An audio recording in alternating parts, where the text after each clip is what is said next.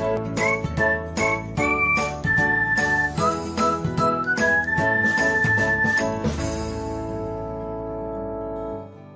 everyone, welcome back to another episode of Technologyglance.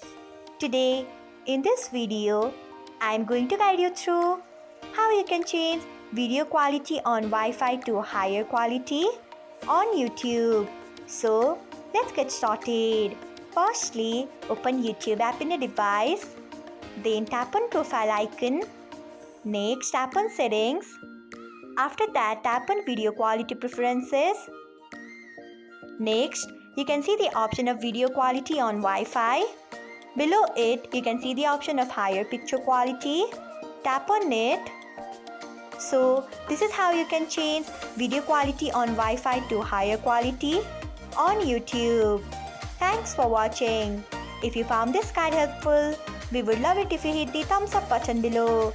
We upload great new tech tutorials like this one every day. So do not forget to subscribe to our channel and hit the bell icon so that you'll never miss another update.